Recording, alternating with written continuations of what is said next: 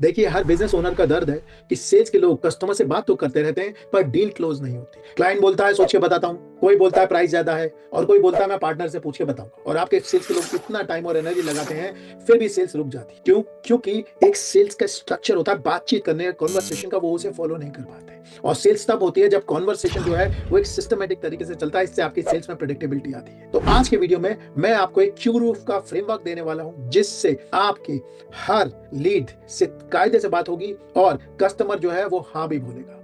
ये वाला जो फ्रेमवर्क है वो मैंने पिछले कई सालों में 1000 से भी ज्यादा एमएसएमई बिजनेस ओनर्स के साथ बैठ के उनकी टीम को ट्रेन करके बनाया है और ये हर कॉन्वर्सेशन में रिपीट होता है। तो अगर आप ये वाला फ्रेमवर्क अपने सेल्स वालों को दिखा दें ऐसे का ऐसे वीडियो, वो लोग अपने आप बाकी चीजें समझ जाएंगे। तो ये वीडियो आपके और आपकी सेल्स टीम के लिए है। तो आप देखेंगे इस क्यू रूफ सेल्स फ्रेमवर्क में 5 चीज होते हैं: क्यू, आर, ओ और एफ। मैं एक एक करके वाली चीज बताना चाहता हूं। अगर आपका सेल्स का लड़का इस चीज को फॉलो करेगा, कॉन्वर्सेशन अपने आप बढ़िया हो जाएगी। आपको कुछ चीज की चिंता नहीं करनी पड़ेगी, सारी चीजें एक साथ कवर करते हैं। तो सबसे पहला जो इसका एलिमेंट है उसे कहते हैं क्यू। क्यू का मतलब होता है क्वालिफिकेशन। क्वालिफिकेशन का मतलब यह है कि हमें सबसे पहले क्यू में ये वाली चीज याद रखनी है कि हर ग्राहक अपना कस्टमर नहीं है। हमें हर आदमी को नहीं बेचना है, ये इसकी सिंगल फिलोसॉफी है। सो क्वेश्चन ये उठता है फिर बेचना किसे? हमारा आइडियल कस्टमर जो है वो पूरी तरीके से डिफाइन होना चाहिए, वो आदमी जिसके लिए हम बने और जिसे हम बढ़िया सर्विस दे सकते हैं। तो सबसे पहले हमारा जब सेल्स का कॉन्वर्सेशन शुरू होता है, हमें ये वाली चीज इंश्योर करनी होती है कि हम लोग अपनी लीड को क्वालिफाई कर रहे हैं और सिर्फ उस आदमी से बात कर रहे हैं जिससे कि हम सेल्स कर सकें और जिसको हम बेस्ट सर्विस पहुंचा सकें। तो इस वाली चीज के लिए आपको एक फॉर्मूला दे रहा हूं और इस फॉर्मूले को आप याद रख सकते हैं म्यूटेंट से, MUTANT, म्यूटेंट। अगर आप किसी भी कस्टमर को बेचना चाहते हैं तो ये 6 चीजें हमेशा ट्रू होनी चाहिए। अगर ये 6 चीजें ट्रू नहीं होंगी तो सेल नहीं होगी। सबसे पहली चीज मनी। आपके कस्टमर के पास आप जिस सर्विस या प्रोडक्ट को बेच रहे हो उसको बेचने के लिए पैसे हैं कि नहीं। अगर उसके पास पैसे नहीं होंगे तो आपकी सेल नहीं होगी। यू से होता है अर्जेंसी। इसका मतलब अगर आपके कस्टमर की जिंदगी में अर्जेंसी नहीं है तो वो सेल नहीं होगी, उसे डिले कर देगा। अक्सर आप देखते होंगे बाद में कस्टमर कहता है अच्छा आपकी बात तो सही लग रही है मुझे यार, लेकिन सोच के बताता हूं।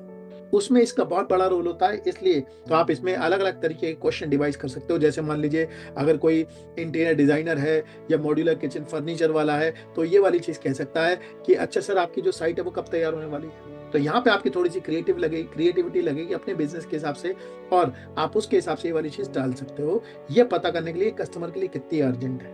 उसके बाद जो तीसरी चीज होती है इसे कहते हैं टाइम।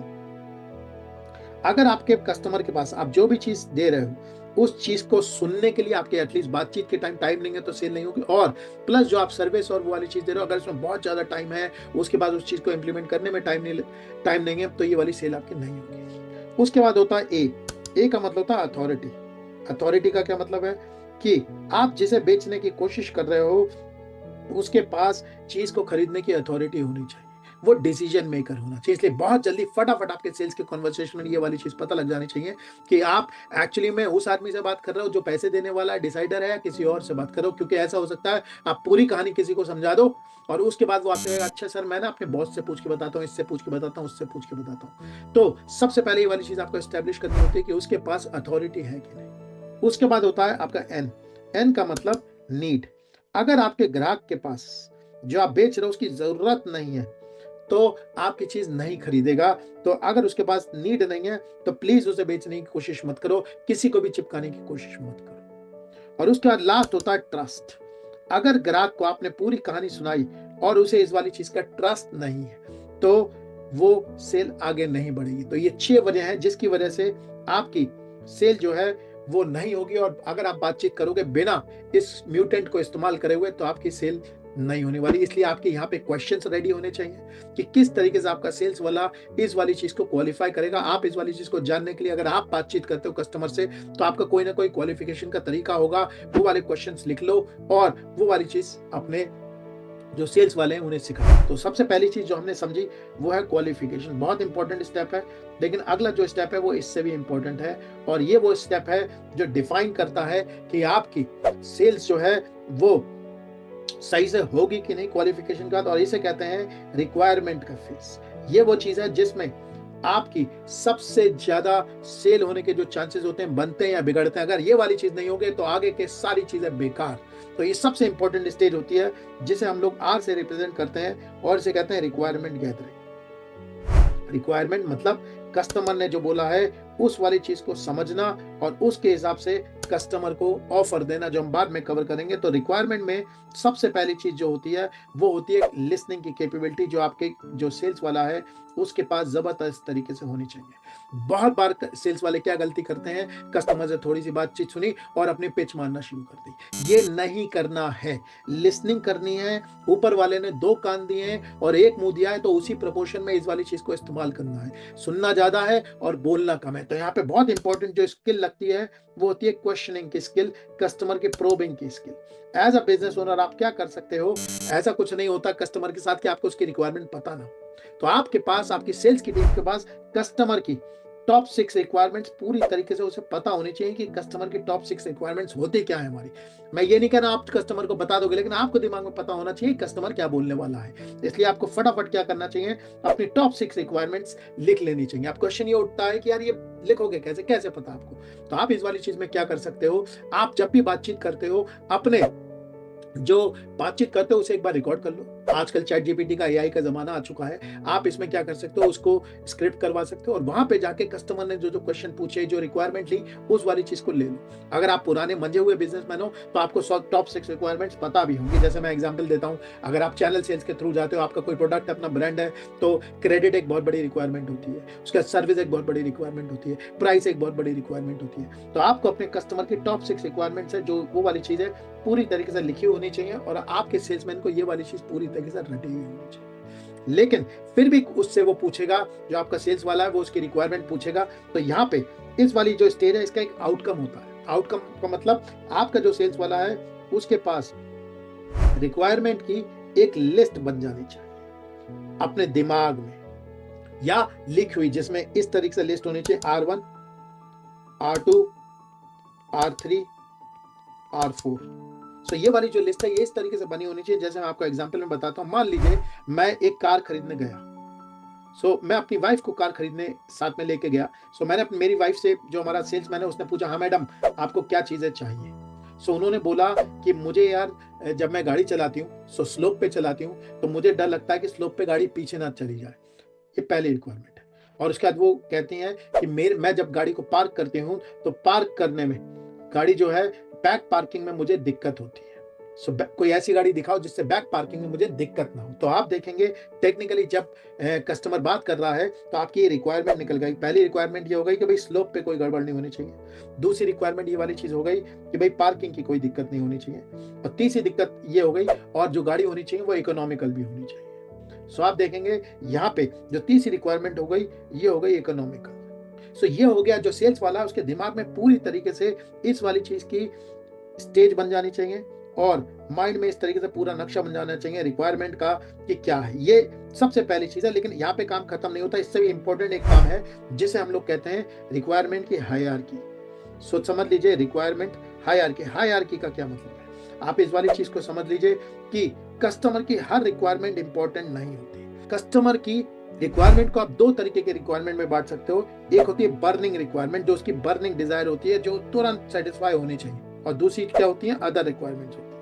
ये जो रिक्वायरमेंट हायरार्की होती है इसका काम होता है कि ये पता लगाना कि भाई कस्टमर की बर्निंग रिक्वायरमेंट क्या है, क्योंकि जब तक ये नहीं पता लगेगी तब तक आप ऑफर में जान नहीं डाल पाओगे। तो इस वाले केस में ये जो मैंने आपको एग्जाम्पल समझाया, इस वाले एग्जाम्पल में आप ऐसा मान लीजिए कि मैंने कहा मैडम मुझे बताइए आपकी 3 रिक्वायरमेंट निकल के आई कि आपको स्लोप पे गाड़ी पीछे नहीं जानी चाहिए, आपकी पार्किंग सही होनी चाहिए, इकोनॉमिकल। मुझे बताइए सबसे बड़ी चीज आपके लिए इसमें क्या है जो मोस्ट इंपॉर्टेंट है। तो उन्होंने कहा कि मेरे घर के पास स्लोप एरिया है, तो भाई ये स्लोप वाली चीज बहुत इंपॉर्टेंट है, मुझे बड़ा डर लगता है। उसके बाद मुझे पार्किंग में भी डर लगता है, तो नंबर 2 और 3 हमारी गाड़ी इकोनॉमिकल होनी चाहिए। तो आप देखेंगे यहाँ पे हायरार्की बन गई कि सबसे पहले स्लोप की बात करनी है, उसके बाद पार्किंग की बात करनी है, उसके बाद इकोनॉमिकल की बात करनी है। तो यहाँ पे आप देखेंगे पहला फेज जो है वो था अपना क्वालिफाई और दूसरा फेज था रिक्वायरमेंट गैदरिंग। ये बहुत सही से होनी चाहिए, इसमें कोई कॉम्प्रोमाइज नहीं हो सकता, क्योंकि अब मैं आपको बताऊंगा आपका पूरा का पूरा सेल्स का कॉन्वर्सेशन इसी चीज पे डिपेंडेंट होता है। अगर आपने ये ढंग से करा होगा सारी बातचीत सही से होगी। तो ये हुई आपकी आर। अब इसके बाद जाते हैं मोस्ट इंपॉर्टेंट चीज नंबर 3। ये वो चीज है जिसमें सेल्स वाला अपना मुंह खोलता है और बातचीत करता है, और ये वो जगह है जहां पे उसे ये वाला काम करना चाहिए। तो इसे कहते हैं ऑफर। यहाँ पे ऑफर देने में, सो ओ से हो गया आपका। ऑफर देने में एक बहुत बड़ी गलती है जो अपने सेल्स के लोग करते हैं। वो बताते हैं हमारा ब्रांड फलाना है, हमारा ब्रांड दिमाग का है, हम लोग इतने बड़े हैं, इतने साल से। ये सब चीजों की अभी जरूरत नहीं है। सिर्फ काम की बात करो। काम की बात आप पहले कर चुके हो। और जो अपना ऑफर देने का होता है उसके लिए आपको एक फ्रेमवर्क दे रहा हूँ जिसे कहते हैं RFP मैट्रिक्स। इसका मतलब बताता हूँ। सबसे इसमें जो R होता है ये होता है रिक्वायरमेंट, उसके बाद जो आपका F होता है इसे कहते हैं फीचर, और ये जो B होता है इसे कहते हैं बेनिफिट। सो यहाँ पे आप देखोगे ऑफर देने के लिए आप इस वाले टूल को इस्तेमाल कर सकते हो जिसे कहते हैं RFP मैट्रिक्स। सो इसका मतलब क्या है? इसका मतलब सिंपल ये है कि भाई तुमने पिछली स्टेज में जो ये रिक्वायरमेंट निकाली है, जो रिक्वायरमेंट हमारी निकल के आई थी R1, R2 और R3 की स्लोप, पार्किंग, इकोनॉमिकल, ये रिक्वायरमेंट पकड़ो और इसके बेसिस पे क्या करो, फीचर बताओ कि तुम्हारी गाड़ी में क्या है और उसका बेनिफिट बताओ। जैसे अब मैं एक एक करके, अगर मैं ये वाले जो मैंने आपको एग्जांपल दिया इसमें अगर मैं सेल्समैन का होता और मैं ऑफर देता तो सबसे पहले मेरे दिमाग में रिक्वायरमेंट लिखी होती R1। तो सबसे पहले मैं बताता मैडम आपकी रिक्वायरमेंट थी कि आपकी जो गाड़ी है वो स्लोप पे पीछे ना जाए, तो ये आपकी रिक्वायरमेंट है। सो अब मैं इस वाली चीज को क्या करता, फीचर के साथ जोड़ता। तो पहली रिक्वायरमेंट का फीचर मैं ये बताता मैडम इसमें हमारी गाड़ी में ऑटोमेटिक गाड़ी है। सो ऑटोमेटिक गाड़ी में अगर आपकी जो गाड़ी है अगर वो पी पे खड़ी होगी तो इसमें ऑटोमेटिक स्लोप असिस्ट आ जाता है। आपकी गाड़ी पीछे नहीं होगी। इससे आपको ये बेनिफिट होगा। R1 में फीचर है स्लोप असिस्ट, और इसमें जो बेनिफिट है गाड़ी पीछे नहीं जाएगी और आपको डर नहीं लगेगा। सो ये हो गया इसका बेनिफिट। सो ये पहली चीज। उसके बाद मैं दूसरी रिक्वायरमेंट उठाता R2 में क्या है, बैक पार्किंग में दिक्कत। सो अब मैं फिर से उसके अगेंस्ट फीचर बताता R2 की मैडम आपकी बैक पार्किंग की दिक्कत है। इस वाली चीज की हमारी गाड़ी में 360 डिग्रीज कैमरा लगे हुए हैं, और उसके बाद हमारे इसमें आपके सेंसर्स भी लगे हुए हैं जो कि क्या कर देते हैं, आवाज कर देते हैं। सो अगर आपकी गाड़ी किसी भी उसके डिस्टेंस में अगर 12 सेंटीमीटर के डिस्टेंस में आएगी तो ये आवाज आ जाएगी। इससे क्या होगा, अब हम चलते हैं बेनिफिट पे। सो R2 में हमने बता दिया कैमरा, और इससे बेनिफिट ये होगा मैडम आपकी गाड़ी एकदम फर्स्ट क्लास तरीके से पार्क हो जाएगी, आपकी कभी भी दिक्कत नहीं होगी, बे में पार्क होगी। हम ये भी कह सकते हैं कि अब ये मॉडर्न गाड़ी आ गई, ये सेल्फ पार्किंग भी है और ये वाला काम कर सकते हैं। फिलहाल हमारे लिए जो चीज इंपॉर्टेंट है वो है RFP मैट्रिक्स, मतलब रिक्वायरमेंट पकड़ी, रिक्वायरमेंट के बेसिस पे फीचर पे गए और उसके बाद गए बी पे। बी का मतलब उसका बेनिफिट। सो इसी तरीके से अगर मैं तीसरे की बात करूंगा R3, तो R3 में इकोनॉमिकल की बात करूंगा। अब मैं आप लोगों पे ये वाली चीज छोड़ दे रहा हूँ, सोच के मुझे कमेंट में बताना इस वाली चीज के लिए आप क्या करोगे अगर इकोनॉमिकल वाली बात करनी होगी। तो आपने देखा होगा ऑफर ऐसे नहीं देना, ऑफर देना है फ्रेमवर्क के साथ, जो आपकी रिक्वायरमेंट है इसके बेसिस पे ऑफर देना। रिक्वायरमेंट बनी और उसके बाद वो ऑफर। अब आता है बहुत इंपॉर्टेंट चीज, आप देखेंगे कस्टमर लोगों को मोस्टली कई चीजों में एजुकेटेड होते हैं, इसीलिए हम लोग ये वो जगह है जो बहुत ज्यादा इग्नोर करते हैं बिजनेस ओनर्स, और इस वाली चीज को कहते हैं ऑब्जेक्शन।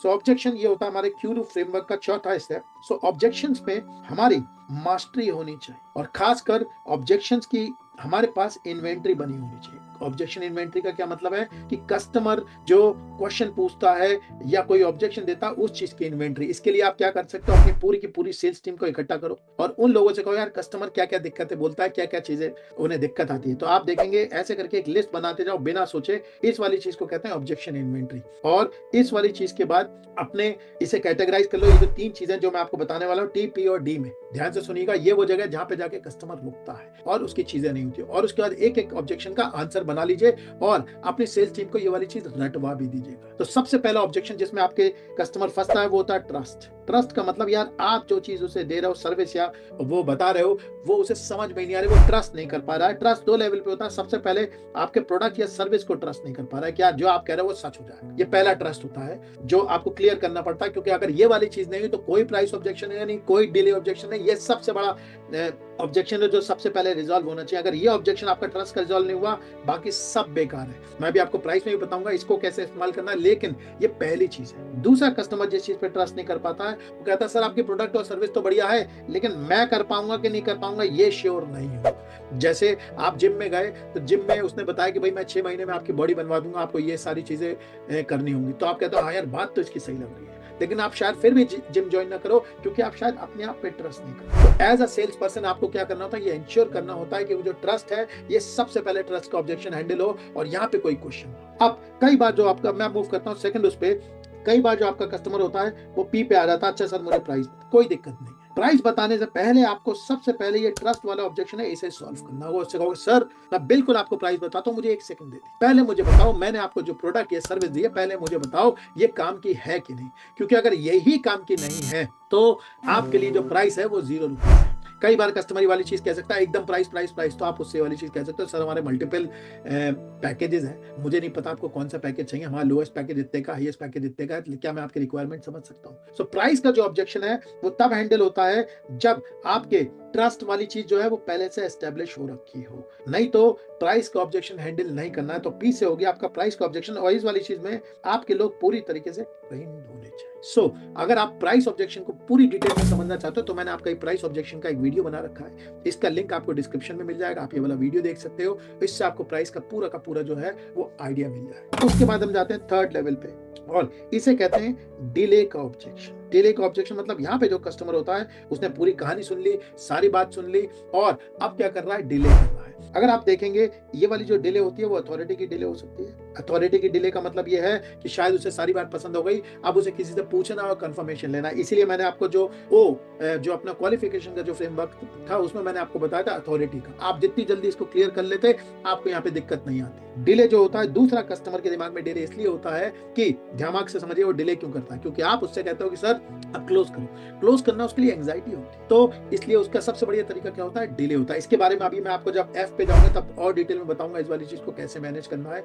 ये वाले जो ऑब्जेक्शंस आपके पास लिखे हुए होने चाहिए। फिर से आपको बता रहा हूँ, आपके पास ऑब्जेक्शंस की इन्वेंट्री होनी चाहिए। ऑब्जेक्शन की इन्वेंट्री का मतलब आपने अपनी सेल्स टीम को बैठाया और उनसे कहा कि हाँ भाई आ जाओ और मुझे बताओ क्या क्या क्या क्या क्या ऑब्जेक्शंस आ रहे हैं। इन ऑब्जेक्शंस के अगेंस्ट खाली अपने बैठो और अपने आंसर लिख दो। Step number 2। स्टेप नंबर 3, अपने सेल्स वालों के साथ बैठो, अब उनसे कहो भाई ये वाली चीजें याद कर लो। स्टेप नंबर 4, रोल प्ले करो, अपने सेल्स वाले के साथ बैठो और ये ऑब्जेक्शनों में मास्टर कराओ। ये बहुत बहुत बहुत जरूरी है, क्योंकि अगर ये स्टेज क्लियर नहीं होगी तो आप नेक्स्ट स्टेज पर नहीं पहुंच पाओगे। तो ये मैंने आपका अब तक क्वालिफाई जो चीजें कवर करी हुआ है, क्वालिफाई, उसका रिक्वायरमेंट लो, थर्ड लेवल ऑफर लो, उसके बाद ऑब्जेक्शन मैनेज करो और उसके बाद होता है आपका फाइनल। ये होता है मेन गेम जिसको मास्टर करना होता है और इस वाली चीज को कहते हैं फाइनल करो। मतलब यहाँ पे आप कस्टमर से कहते हो कि भाई साहब आपको मैंने पूरी कहानी सुना दी, अब इस वाले ऑफर को फाइनल कर दो। सो आपको फाइनल स्टेज में ये सबसे इंपॉर्टेंट स्टेज होती है। इस वाली चीज को समझिएगा, यहाँ पे एक साइकोलॉजी काम करती है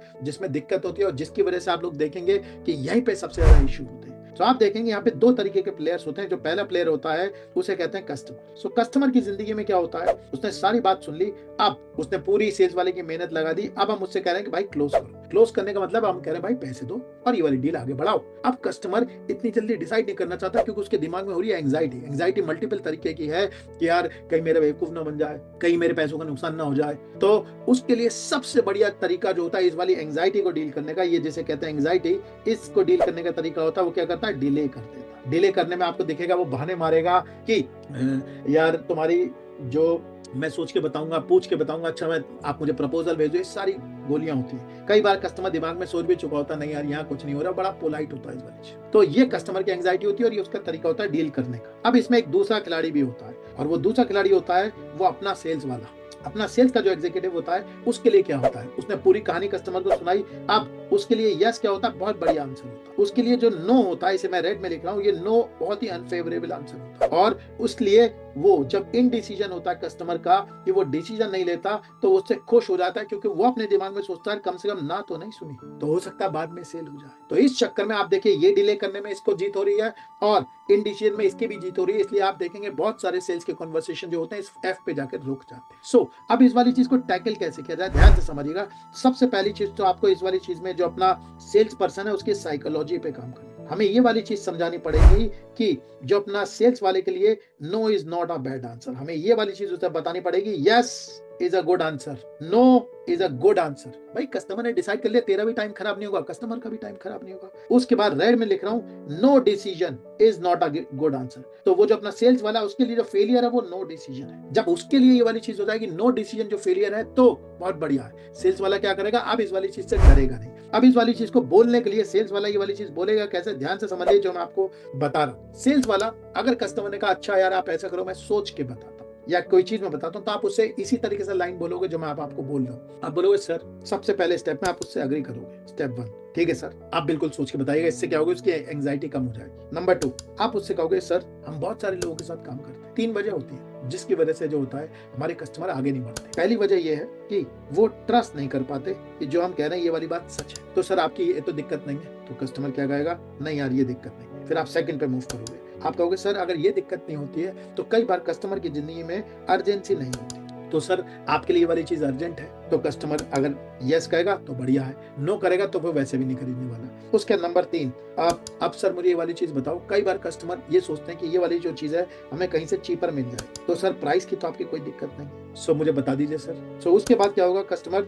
अगर प्राइस या किसी चीज पे ऑब्जेक्शन कर रहा होगा तो आप क्या कर सकते हो, उस वाले ऑब्जेक्शन को मैनेज कर सकते हो, सिर्फ एक ही बार ये वाला काम करना है। और उसके बाद आप लास्ट क्लोजिंग में कस्टमर से वाली चीज बोल सकते हो, सर देखिए सर मैंने आपका बिल्कुल टाइम बर्बाद नहीं करना चाहता और मैं अपना टाइम भी बर्बाद नहीं करूंगा सर, मैं अपने फॉलोअप का आपके उसमें टास्क लगा रहा हूँ, लेकिन मैं बिल्कुल भी बुरा नहीं मानूंगा, बिल्कुल भी बुरा नहीं मानूंगा, मुझे ये बता दो सर कोई दिक्कत तो नहीं है आपको, वाकई में इस वाली चीज में आगे बढ़ना चाहता हूं। अगर नहीं बढ़ना चाहते हो तो आप मुझे नो कह दो, सर मैं कुछ भी नहीं करूँ, आई प्रॉमिस यू, मुझे कोई दिक्कत नहीं, क्योंकि ये वाली चीज हमने उसे समझा रखी है, no is a good answer. तो आप क्या कर सकते हो, ये वाली चीज उसे पूरी तरीके से समझा सकते हो, और इसमें आप देखेंगे निश्चित ही बहुत सारा फर्क पड़ जाएगा अगर आपके सेल्स वाले ये वाला काम कर लेंगे। नहीं तो आप देखेंगे सेल्स की पाइपलाइन में जो लीडें होती हैं वो बढ़ती चली जाती है, आपको दिखा इतना भंडार लगा हुआ लीडों का, लेकिन क्लोज नहीं हो रही। इसलिए नो सुनना बहुत बढ़िया आंसर होता है, कस्टमर के लिए भी कन्वीनियंट है, क्योंकि नहीं तो क्या होगा, कस्टमर घोस्टिंग करना शुरू कर देता है, बाद में आपसे कहता है कि नहीं यार मैं फोन उठाना छोड़ देगा, कुछ करना छोड़ देगा, तो ये क्लोजिंग जरूर होनी चाहिए। ये वाला जो फ्रेमवर्क है, क्यू रूफ का फ्रेमवर्क, जैसा मैंने आप लोगों से कहा, आप लोग ये वाली जो वर्कबुक है पूरी की पूरी डाउनलोड कर सकते हैं डिस्क्रिप्शन से, प्लस सेकंड नंबर पे आप सेल्स वाली टीम को अपना ये वाला वीडियो दिखा सकते हैं और अपने पूरी की पूरी जो सेल्स का कन्वर्सेशन है वो इस वाली चीज के अराउंड स्क्रिप्ट कर सकते हैं। Thank you very much.